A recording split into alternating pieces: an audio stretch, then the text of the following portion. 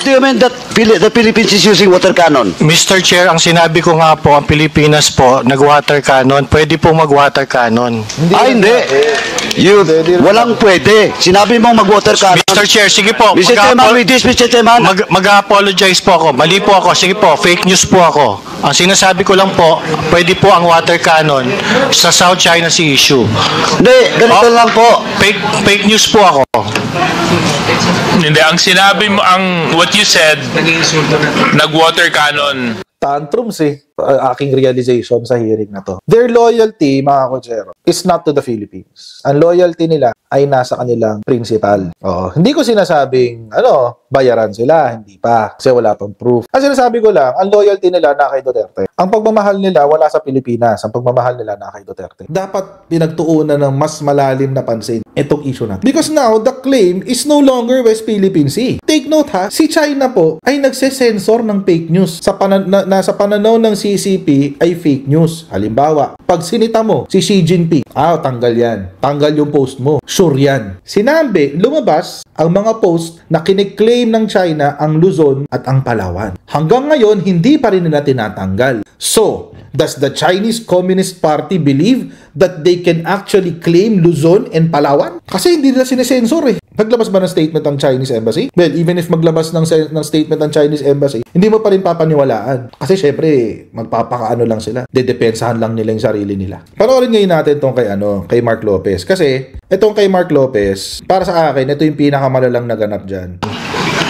The South China Sea issue is anyway, Mr. Chair, can I request that that Mr. Lopez be refrained? I just wanted to find out where he was coming from, and he seems that his point is, tama po ba Mr. Lopez, dahil sa palagay ninyo ginagamit yung Pilipinas? Tama po? Tama po. Okay. So, yes, Mr. Tariela, can you continue? So, sir, this is a good example of how, like Mr. Lopez is countering our factual narrative in the West Philippine Sea. And this is the reason why we need to counter fake news purveyor like Mr. Mark Lopez spreading wrong information about our fight in the West Philippine Sea. Ito ang dahilan kung bakit ang hirap nating pagkaisahin ng mga Pilipino sa mga pagsasalita na katulad ni Mark Lopez na ganyan, that he never hesitates to call out the aggressive actions of the People's Republic of China, and he appears to even side with the People's Republic of China's narrative. Ako, kunyari, nung tinitira ng water cannons yung mga mangingisda natin, masakit sa akin yun. Pag binabangga yung mga Coast Guard vessels natin ng mga dambuhalang Chinese vessels, masakit sa akin yun.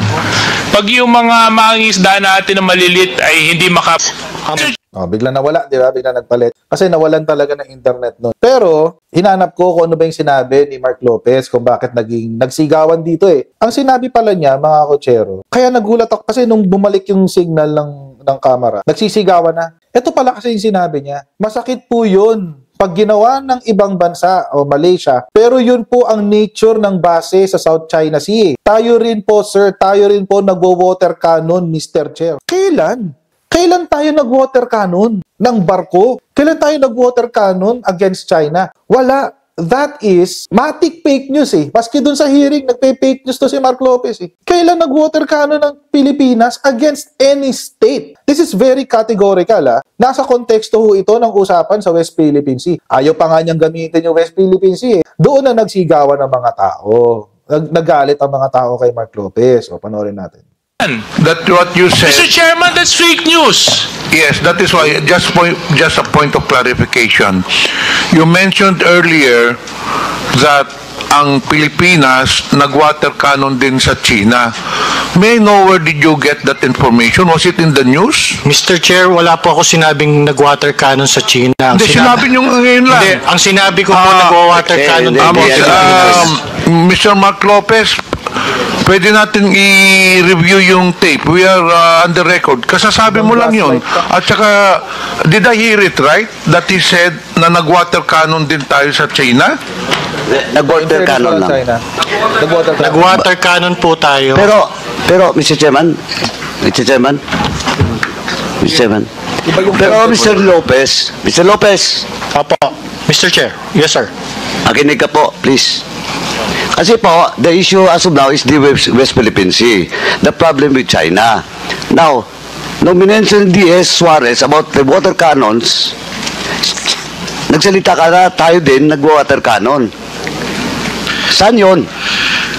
Water cannon saan? Kasi yung pinag-usapan natin dito is the West Philippine Sea. Now, tama ka. Hindi mo sinabi na nag-water cannon ang Pilipinas sa China. But ang pinag-usapan natin dito is all about the West Philippine Sea. Now, may context po yun. ano yung sinasabi mong water cannon?